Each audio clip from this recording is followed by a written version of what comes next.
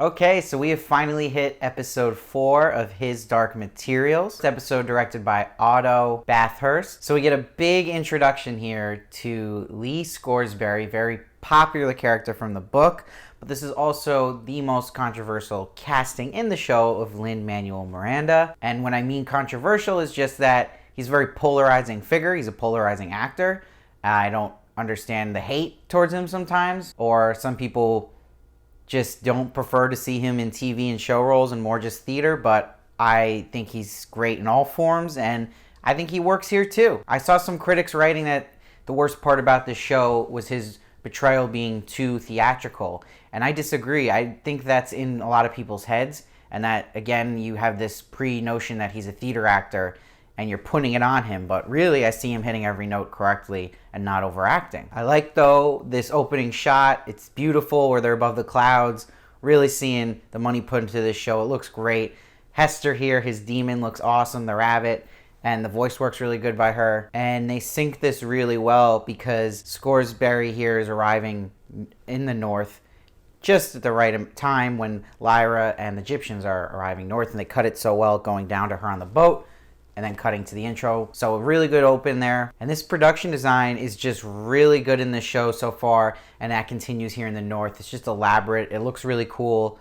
It's set up logically, and when they're walking and how it presents each character, they take that to its advantage, so that's great directing there. And the little things, again, really good, again, with these demons, just killing it. I love how Little Pan is just a wolf in the north. There's little moments here where he just looks up at Lyra, and it's just adorable. I love it. Like, they could have totally mailed in the demon stuff, and they're just not doing it in any episode so far, and I really am happy about that. Now, one of my pet peeves of this is this scene here where Coram and Lyra are just walking in this new town, and Lyra's just openly taking out the lithiumeter, and it takes Coram about a minute to mention, maybe you should put that away, because the Magisterium walking around, but anywhere she shouldn't be taking that out. I mean, I'm going to get annoyed if they start painting Lyra as an idiot, because again, this is the girl we're rooting for here. It's our main character, and she wasn't doing stuff like that in the book. Like, that's just silliness to just be walking around like that open, and taking Coram that long to realize that. So that was just a little much for me. I feel like if they were going to make that point that she's got to hide it, you got to do it quicker, because there's no way I believe both of them would just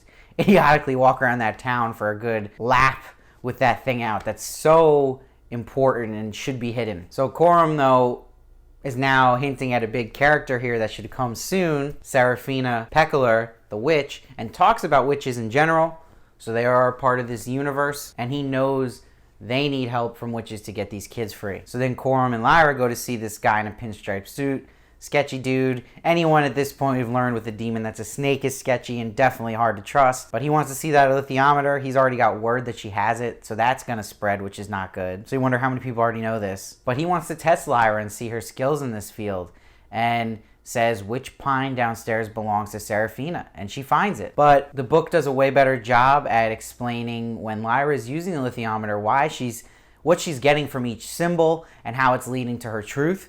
But they're really glossing over that here in the show, and it's kind of frustrating. They don't explain well, like, oh, this symbol means this, and this symbol means that. That's why it means it's Serafina's. It's just, she says chameleon and a random name, and then she goes, that's who it is. They don't have any explanation for it. A little lazy. I mean, it's written in the book for you. Like, just take those lines if you got it. So this man gives Lyra a spray that she can use to call on Serafina if she's ever gonna need it. I'm sure that's gonna happen at some point, so don't forget about that little nugget. And Lyra's like, what questions should we be asking you that we're not? And he said, you should be asking about the services of an armored bear. So that gets you excited, knowing we're about to see Iorek here. And this is a big moment in the book when Lyra first sees Iorek, and they do a great job here. Just the tiptoeing effect of her and Coram approaching this bear, and them giving us some point of view shots from her and some from the bear, which worked really well. And the bear looks great. I mean, it was essential that they nailed this. This is a huge character from the book. This was in the promos to hook people in, and it's awesome. I feel like it has the importance of a figure like the dragon in Game of Thrones here, so they gotta nail this, and they put all into him, and he looks awesome. He sounds great. And I love the moment here where she kind of hints at him being a coward, and he just goes up to her face and growls at her. That was bone chilling for sure. So this episode was just really not shy on giving Iorek a powerful intro and scenes later on, and not shying away from being an actual what a bear would be like in Intimidation. So props to HBO and BBC for that. So we get a little scene here where Coram actually informs Lyra that he was lovers with Serafina. They had a son who died, and he hasn't seen her since that. She was heartbroken. And the actor James Cosmo here from Game of Thrones, who's playing Coram, is killing it here, and this was the best scene. Doesn't miss a note. The guy is just a vet here. So let's jump over to this Miss Coulter storyline here. So it's interesting, we see Miss Coulter arrive to the Magisterium. She's always wearing blue, but here she's all in red. And again, there's just some nice touches here. When she's going down the stairs with her monkey, the monkey tries to grab her hand and hold it, and she slaps it. Again, just showing that she wants to show power around these people and not look weak in any way. And she meets now with this terrifying Cardinal and Father McPhail, and she expects a punishment from the Cardinal. And what I love about this scene is it's always good to have multiple villains have like conflicts in between themselves, so it's not just cut and dry in this show, and it complicates things a bit having different chess pieces going on, and this episode set a lot of those up well. And the Cardinal's like, look, McPhail's going to take over your duties of the Oblation Board. But Coulter had a card in her pocket, and that was that she has Azrael in jail, guarded by armored bears. And she says she'll give them Azrael if she's allowed to continue her project, finish it out, and ask their lithiometers a question. And props to the lighting in this scene, in this room. It really sets the tone for the scene really well, how just like cold it is and just how dreary it is, and the fluorescent lights is a good pick. And the set is just killing it everywhere, and I just love this whole building the Magisterium is in. And we get a big moment here because when Miss Coulter actually goes into this room with the lithiometers, it's a cool setup seeing the two lithiometers there and then the book in front of it. And we see this ratty guy, and he tells Miss Coulter it may take weeks for her answer. And she asks, who is Lyra? And she asks, who is Lyra Belqua? Which is a very interesting question. And he even seemed off put by it because this is the girl's mom here. So what is she getting at? And keeping on this storyline, this episode was interesting to see. Boreal goes over to this ratty guy later on, and he's like, what did Miss Coulter want with you? And we're seeing this ratty guy is like this Littlefinger from Game of Thrones-esque character. And we're learning, too, that L'Oreal's got dirt on this dude, so he's threatening him with that, blackmailing him, which is very interesting. You just wonder, what does he have on Ratty? And that L'Oreal doesn't give a crap about the Cardinal's permission here and wants to use lithiometers himself, and he just wants to know what Grumman discovered and how he can find it. So again, just setting up all these chess pieces and people's intentions here, and everyone's kind of for themselves in this villainous side. So we get more of like the scenes you're going to kind of have with this story that are a little more towards the younger generation, and just for pure fun and giggles. Like Lee Scoresbury here goes into the saloon and he gets in a fight because he's bringing up the bear to these people. But I did like about the humor here was Hester, his demon, just cheering him on and also like giving him pointers during the fight. That was kind of cool. So we see Coram now at night with Fa, and he's telling Fa there was a prophecy about a child from these witches, and he thinks it's Lyra. And then they run into Serafina's demon, which is an eagle, and she informs him that there are some clans of witches that are actually working with the Oblation Board in search of dust, and they're a station more up north, which is interesting. But obviously this isn't the case for all the witches. There's ones that would definitely help Lyra's side, and Coram wants war here, and the eagle says Serafina will support him in whatever path he takes. So we see a scene now where Lyra's just sitting outside looking at the northern lights at night, and this happens to be a big scene because she sees a city, she thinks, in those northern lights like her father saw. But then in this important scene, here comes Tony and his bad haircut. Is there nowhere that can give him a haircut in the north either? Someone's got to get some scissors to that hair. Yikes. But this was a nice little scene here for us to feel more connection to these characters suffering about losing Roger and losing little Billy. Honestly, we could have used this kind of scene about 2 episodes ago to kind of earn more of that speech I was talking about with John Fa and Lyra gave to ramp up them wanting to save these kids and Billy and Roger. And this was a desperately needed scene that should have actually, I think, played out earlier on.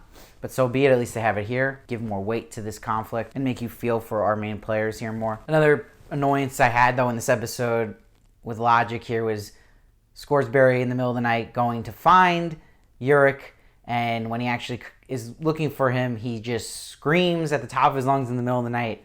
I mean, what kind of security is around this very valuable bear here? I mean, it derives away from the book in that sense too, where it seems more like in the book that Iorek is really heavily guarded and it's almost impossible to get into him. He's such a valuable thing, but oh yeah, this guy can just scream at the top of his lungs his name and no one's gonna come and check on what's going on. It was very odd. So Fa here talks to Lyra the next day. Isn't about getting this bear on board and getting him his armor. Says he's a drunk and his armor was ripped off in that moment and then he was just a mess in the town. But Lyra goes to the lithometer here and explains that they actually made him drunk and tricked him and took his armor that way. So we see also Lyra gets help from Pan here because Pan's like, who else knows this bear? How can we get through to him? And they make the connection about seeing Lee before, Scoresbury. They meet Lee at this saloon, and it's nice chemistry between Dafne Keen and Lin-Manuel Miranda here. It's an important relationship these two are going to have in this story,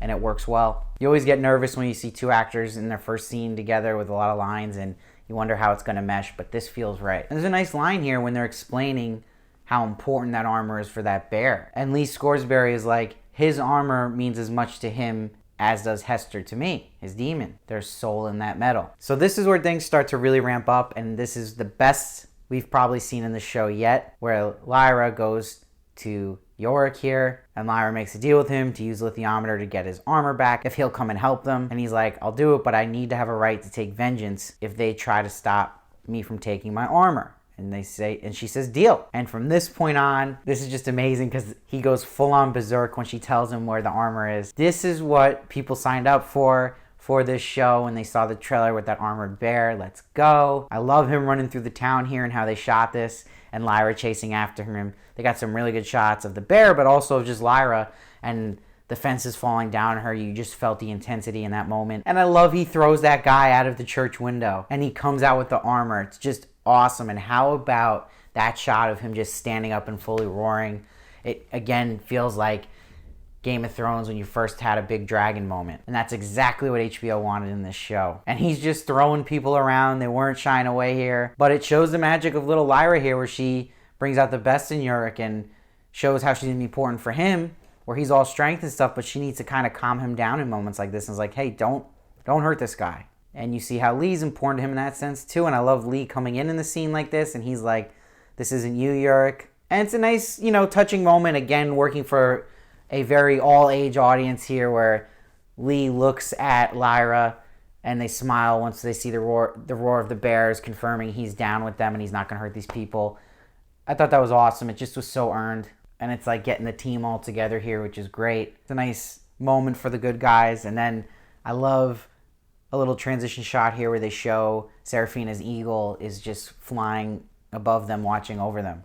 Again, these little things here. And Lyra goes now to John Fa, shows she got the armored bear. She is a rebel here, but she made the right choice. Lee defends her. But the best humorous moment in this show yet that just landed perfectly was when Lee brings up that he's going to get paid to John Fa, and John Fa's like, who is this guy? And the face Lin-Manuel Miranda makes to Lyra at that moment is perfect. Like, you didn't tell him about me? But Lyra, of course, convinces John Fa he'd be useful. He's an aeronaut. He's got a balloon. So they got the A-team going now. And they close out that story really well, where they're going now on the road to go more north to save these kids. And everyone's on board here. We got this is a big turning point episode. And it's kind of feels like to me the end of full-on setup in this first half of the season. And now we're going to kind of go into intense stuff right now, which is just exciting as hell. And I don't think they really could have done a better job setting up a lot of the stuff the way they did in this show. It does great justice to the setup that was in the book. But one more scene here as we see Miss Coulter goes up to the north now in her new northern outfit. I love that big hat she's got going on. She always adapts to her environment. She's really like a chameleon here in this episode too, because you see she wears the red to Magisterium. She knows how to play her environment well. It's who she is, and you see that in how she speaks to people as well. She's manipulative. She knows how to get what she wants. But we meet here another big character, Iorek's brother, Yrfa, who has Azrael. And another scene they shot so well, especially just hearing him in the caves and then seeing him, and he looks amazing. I mean, they did such a good job of his crown and making him look a lot different than Iorek, which I think that would have been a huge problem if they looked too similar. They both have their own kind of look, which I love. Avoid confusion. But we learn here that Yrfa is the one, too, who captured Azrael. So he's got skills in a lot of ways. And Coulter offers him a baptism by the Magisterium. No bear's ever been with the Magisterium, so it's a big thing for him. But in return, she wants control of Azrael and research for his dust erased. So this sets up some really interesting stuff. And again, it's just setting up a lot of chess pieces moving here and where everything's going to go. And so far, so good. This is clearly the best episode so far in the season. I'm giving this one a 9.4. This was the big epic episode here, having the big introduction of Iorek and Lee Scoresbury and Hester. So we really, the one I'm just so kind of antsy to meet is Serafina here, but I thought she'd actually show up at the end of this episode, but it's smart they're saving some people to still introduce this season. I'm excited to see where this goes next week. Please let me know what you thought of this episode down below. I'd love to hear your thoughts. And please make sure no book spoilers down below. That's for somewhere else. Here we only talk about the show. And yeah, just give me your predictions, what you think is going to happen, what you liked about this episode, what you didn't like. If you agree with me, if you disagree with me, I'd love to hear it. And please make sure to follow me at SteveVarley1 on Twitter and Instagram for more of me. And please subscribe. I'm reviewing Watchmen at the moment. I'm also doing movie reviews, celebrity reviews as well, so you don't want to miss any of that. And I'll see you next time.